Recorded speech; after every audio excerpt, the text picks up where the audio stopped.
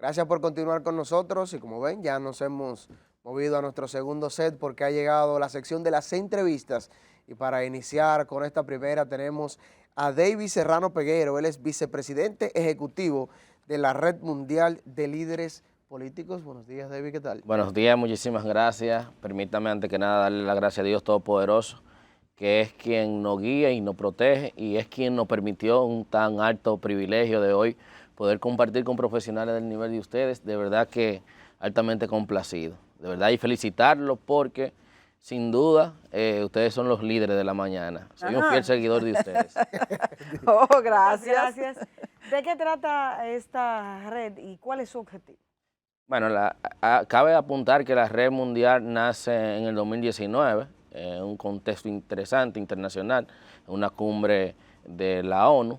Juan Carlos Ureña le nace la visión de crear una plataforma global donde reúna jóvenes líderes con pensamiento crítico, la idea de crear un espacio plural donde pueda agrupar jóvenes y educarlos en la formación política, pues nace en Washington, D.C. en el 2019, junto a otros líderes internacionales, y el eje principal de la Red Mundial es la formación política y obviamente trabajar con los ODS.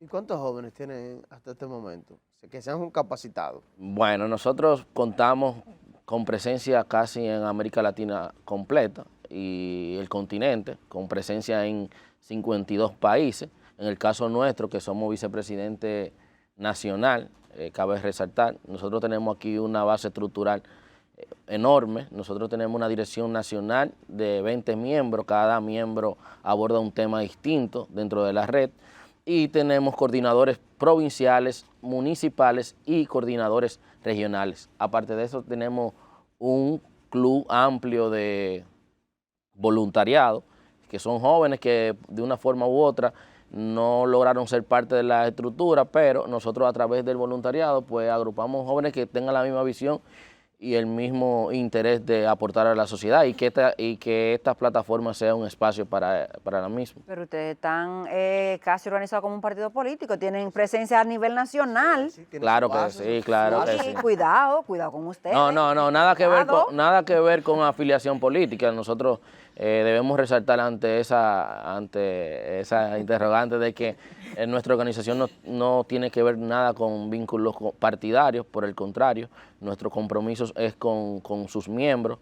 Obviamente estamos ya enfocados más a los programas de la sociedad civil. Nosotros incluso tenemos vínculos interesantes con organizaciones gubernamentales, pero no con fines exactamente. Por ejemplo, nosotros hemos desarrollado programas con el Tribunal Superior Electoral, un curso taller enfocado en la justicia electoral. Sabes que la justicia electoral ha sido interesante luego de la ley. ¿Por qué? Porque muchísimos candidatos iban a los procesos electorales y por desconocimiento no sabían cómo actuar en justicia cuando el proceso era en perjuicio de ellos. También tenemos vínculo con estamos desarrollando vínculo con el CODES, que ustedes saben que es el Consejo Económico y Social de Santo Domingo, presidido por Samuel Sena. Con él estamos diseñando un plan estratégico para crear una especie de diplomado en observación electoral. O sea, ¿ustedes participaron en los debates? No, nosotros no participamos, pero sí hemos visto el desarrollo de esa organización que no tiene vínculos partidarios y nos acercamos a ver de qué manera podíamos crear vínculos y estamos diseñando un plan interesante para trabajar un diplomado en observación electoral, porque cabe resaltar que nosotros como organización realizamos observaciones electorales a nivel internacional también, en todo el país. ¿Y qué le parece el proceso reciente que acabamos de pasar? Y si realmente la democracia dominicana salió fortalecida. A propósito, ayer ya la Junta finalizó ese ciclo. Entregó los certificados. Los certificados, sí, a los ganadores de las pasadas elecciones de mayo. Yo considero que el país nuestro, una de sus grandes fortalezas es lo robusta que es el sistema de partido y nosotros debemos seguir apostando a eso. Justamente por eso también la red fomenta la formación política, porque a la medida que la juventud y los líderes se forman en el área política, entonces eso a la sociedad le envía un mensaje de que hay políticos formados, y justamente en este contexto que ha habido un deterioro dentro del sistema de partido por la misma conducta de los políticos. Entonces yo considero que nosotros, a pesar de todo, obviamente debemos seguir mejorando, pero considero que la democracia está fortalecida. Robusto el sistema de partido, pero el PLD va rumbo a convertirse en un PRD o un PRSC. Le llamaban al PLD. Y se están matando si Danilo Medina continúa en la presidencia del PLD. O si lo sacan de ahí. Si lo sacan definitivamente. No, yo lo que creo que es un ejercicio democrático que se está ejerciendo en el PLD. En ese exceso de democracia no puede llevarse uno de los pilares de la Pero democracia. es que eso es la democracia. Y al final, cada político, no es que, obviamente no estoy fijando posición en favor ni en contra de nada, obviamente no tengo, no vine en calidad de político, aunque lo soy, más bien en nombre de una organización, pero creo que sí, que el presidente Medina es un tipo que respeta la disidencia y de eso se trata la democracia, de tú respetar las opiniones de los demás, y al final hasta las mismas organizaciones se fortalecen cuando hay opiniones encontradas y cuando hay críticos dentro de los partidos, porque a la medida de que se convierten, como dicen, en marionetas, o sea, eso es lo que lleva al descalabro, obviamente, de las organizaciones, las instituciones políticas. Derby, hablaba de fortalecimiento del sistema de partidos políticos dominicanos, pero tenemos una ley electoral, una ley de partidos, y nunca se están de acuerdo las organizaciones y movimientos políticos con respecto, por ejemplo, al financiamiento. No hay una forma de cuantificar cuánto dinero se mueve en los procesos de campaña. Y las sanciones, muchas veces la Junta ha dicho que no puede controlar esa situación o que no tiene los mecanismos para sancionar. ¿Cómo afecta esto a ese sistema de partido? Bueno, yo considero que la Junta ha jugado un papel interesante e importante. Incluso este actual presidente ha hecho un trabajo magistral. Y sí es cierto que hay mucho bache dentro de la propia ley en términos interpretativos. Obviamente la clase política y los partidos políticos la van a interpretar siempre a su conveniencia. Es el trabajo de los a su conveniencia, pero considero que era ese marco legal de las leyes que existieron a partir de 2018, considero que era importante, fue un gran paso. Obviamente hay que seguir fortaleciendo esas leyes, pero sobre todo la aplicación de la misma. Pero ¿quién es el garante? El garante es la Junta Central. Al final, los partidos se rigen bajo la supervisión de la Junta Central, que es el órgano rector del mismo. Pero, ¿por qué ellos son quizás un poco, se puede decir, inobservantes en la ley? Es porque la Junta no le ha aplicado sanciones que le afecten también a los partidos. Entonces yo considero que como órgano rector la Junta debe ser un poco más fuerte. ¿Por qué? Porque es que todo el recurso público debe de ser transparentado, y no solamente dentro de las instituciones, dentro de los partidos tú también debes pedirle informe a los partidos qué hacen. Por ejemplo, la propia ley habla de que cada partido político debe tener una escuela de formación política. Ahora, es la inversión correcta y la que envía la ley que los partidos distribuyen en sus escuelas de formación política, o están haciendo los diplomados para formar sus militancias. Entonces ahí yo creo que la Junta Central como órgano rector debe actuar y debe supervisar. Esa institución a la que forma parte, la Red Mundial de Líderes Políticos, ¿cómo ve el futuro, sobre todo de los jóvenes en el mundo de la política en República Dominicana? Yo considero que sí, que vamos caminando muy bien. Hay una juventud más despierta, más comprometida, una juventud que se está interesando en los temas políticos, y qué bueno. Nosotros ahí estamos, buscando que esa juventud se interese, y este es el espacio. Por ejemplo, nosotros somos un espacio sumamente plural, donde convergen casi todos los pensamientos políticos. En mi caso, yo soy vicepresidente ejecutivo de la Red Mundial, pero nosotros tenemos 3 vicepresidentes y un presidente nacional.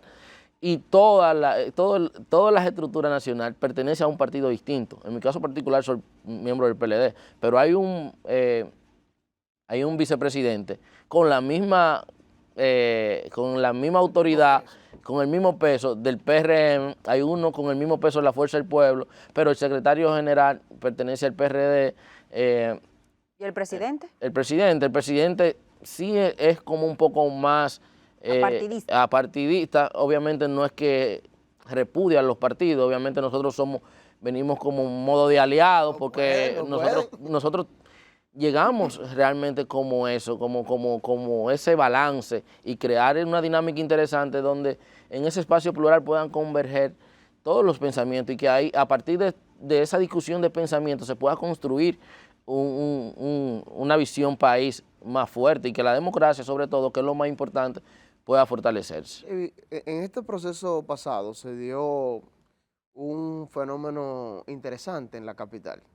Y digo interesante porque teníamos un candidato como Guillermo Moreno, que el oficialismo prácticamente lo cargó, no pudo. Sin embargo, el presidente de la República, Luis Abinader, ganó en el distrito, lo que quiere decir que hubo un voto fragmentado, o sea, un voto que votó por el presidente y otro voto que lo hizo por otro candidato. Entonces, bajo esa premisa, ¿qué tanto ha crecido el electorado dominicano que ya puede votar no por un partido, sino más bien poder fragmentar su voto? ¿Y qué tanto le conviene esto a la democracia?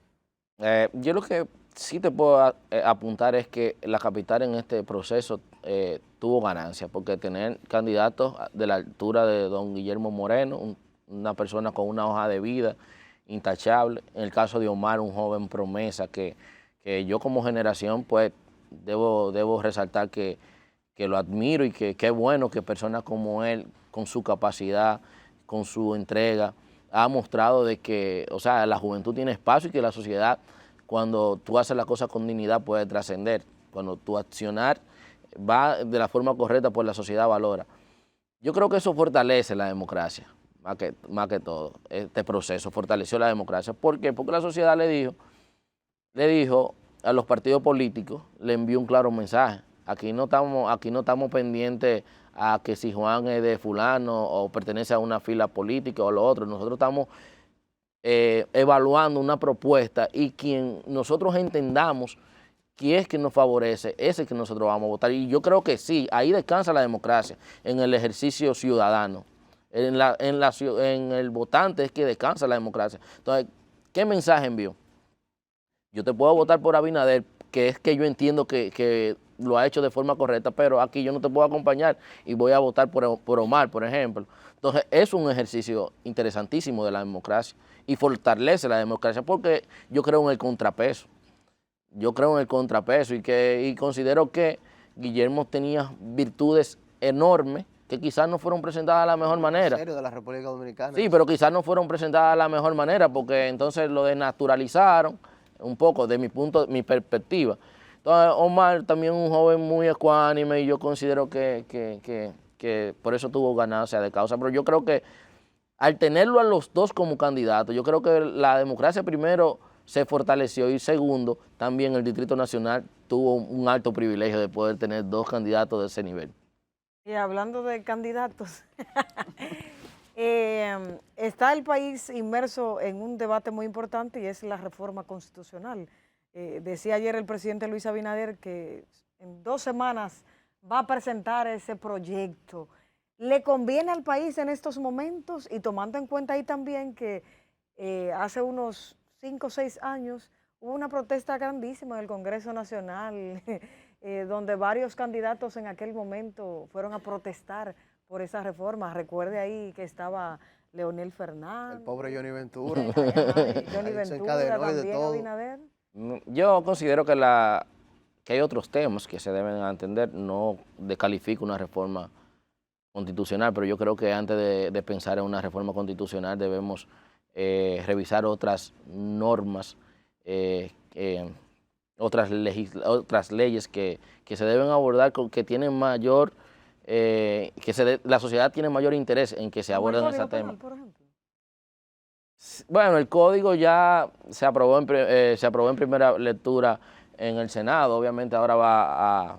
Ya fue aprobado en el Senado, ya está en la Cámara de Diputados. En la Cámara, eso es lo que iba a decir, que ya en la Cámara de Diputados está en un proceso de estudio y hasta que las comisiones no determinen qué van a hacer, entonces no o emitir una opinión como que no es lo más, en este momento, lo más Adecuado. no certero y coherente, porque vamos a esperar qué va a pasar en la Cámara de Diputados y partiendo de ahí nosotros también podemos hacer un planteamiento, pero con el tema de la reforma constitucional, nosotros incluso estamos diseñando unas mesas temáticas, nosotros nos hemos reunido como organización con unos clubes estudiantiles, por ejemplo el CIP de Pucamaima, el GREP de UNIBE, en esta semana tenemos un encuentro con los estudiantes de Derecho de la UAS, y es para abordar estos temas que están en el debate, como el tema de la reforma fiscal, la reforma al Código Laboral y la reforma a la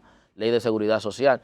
Entonces, yo considero que hay otros temas que se deben abordar antes de pensar en una reforma constitucional. Por ejemplo, la ley de referendo. El PRM, perdón que te interrumpa, dice que ellos entienden, el presidente así lo entiende y ellos obviamente lo están secundando, que es más importante, o sea, que debe ser primero la reforma a la Constitución y luego las demás reformas. Primero aprobar esa y luego las que has mencionado y otras más. Yo lo que considero, por ejemplo, en el caso particular de la reforma fiscal, o sea, me está hablando de una reforma fiscal, pero yo lo que creo que antes de tú pensar en una reforma fiscal, tú debes de parar el tema de las evasiones fiscales. Por ejemplo, nosotros, el gasto corriente de nosotros es de un 15%, pero estamos teniendo un déficit en el gasto corriente, por ejemplo. La recaudación es un 15% del PIB, ¿verdad? Y con eso se entiende que nosotros debemos abordar el gasto corriente. Sin embargo, nosotros tenemos un déficit de casi un 3% para cubrir el gasto corriente, pero también en el sector eléctrico, casi el 40% del déficit fiscal, que son un aproximado 6.000 millones de pesos, o sea, 1.500, 1.600 millones en el sector eléctrico. ¿Y por qué se da el sector eléctrico? Obviamente por la deficiencia de distribuidora eléctrica. Entonces, yo considero que se deben abordar ese tema, así como lo ha planteado el CODES, como lo ha planteado Ángel, de que primero debemos abordar algunos déficits, algunas excepciones y algunos temas que van relacionados al déficit fiscal, y luego si se plantea la reforma fiscal, que sea una reforma fiscal integral, donde toda la sociedad esté integrada, un estudio amplio, y donde se aborden temas interesantes como la informalidad laboral, donde se aborde el tema de la seguridad social, donde las excepciones también sean abordadas de una forma interesante, donde el contribuyente más pobre no sea el que más pague, pero que el empresario también no es que sea el que mayor pague, sino que eso no tampoco le afecte en su productividad y en su competitividad.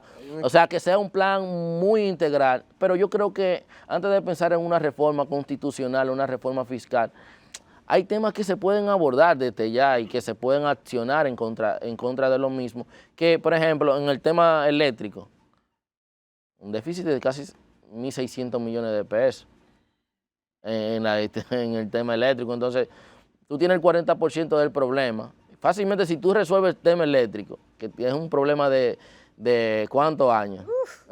Si tú resuelves el tema eléctrico, tienes un 40% del déficit resuelto. Entonces, yo considero que yo no me opongo a las reformas. Yo creo que todo país, a la medida que va creciendo, que se va desarrollando, necesita cambios en sus normamientos jurídicos. Sin embargo, yo considero que hay muchos temas pendientes que se deben abordar. Pero, David, hay una realidad. Eso se escucha muy bonito y todo, pero hay una realidad. El oficialismo no necesita a nadie para aprobar absolutamente nada a partir del 16 de agosto. Entonces, ¿qué tan complicado es para la democracia que un partido, que una agrupación acumule tanto poder? Porque tú lo decías, necesita, por ejemplo, la reforma fiscal un consenso, pero si ellos quieren aprobar lo que sea, no necesitan consensuarlo con absolutamente nadie. Bueno, la misma Constitución tiene los mecanismos de cómo se aprueba. Realmente yo creo que la democracia descansa en el pueblo. El pueblo decidió darle esa gran mayoría. Luego, sí le hace daño a la democracia. Sin embargo, la democracia es ejercida por el pueblo y ahí está el poder. Obviamente no puedo cuestionar de que ellos tengan mayoría o lo otro, porque al final fue un ejercicio democrático donde fueron a un proceso y ellos lograron tener mayoría. Pero yo considero que el PRM va a ser sabio y no va a avasallar con esa gran mayoría que tiene en la Cámara de Diputados. Yo creo que puede ser una Cámara de consenso, que es lo que se entiende que debe existir ahí. Y la Constitución establece cuáles son los mecanismos para abordar los temas y cómo se deben diseñar las reformas, cómo se deben abordar. Y yo no creo que le haga daño a la democracia, porque al final yo considero que el sistema de partidos está muy alerta a lo que está pasando. Y nosotros como institución no partidaria, también como sociedad civil, vamos a estar vigilantes a los temas y vamos a dar opiniones y vamos a ser parte de que la democracia se fortalezca y que mantenga vigente. Muchísimas gracias por haber estado aquí con nosotros. Gracias a ustedes, de verdad que es un placer, un privilegio, de verdad. Y siempre a sus órdenes, qué bueno conversar con ustedes. Aquí también las puertas están abiertas para cuando haya buenas nuevas que deba comunicar a nuestro teleaudiente, pues también pueda usar estos medios para ello. Así Pero muchísimas gracias por madrugar, estar aquí tempranito, señores. Hacemos una siguiente pausa y al regreso mucho más en Despierta RD.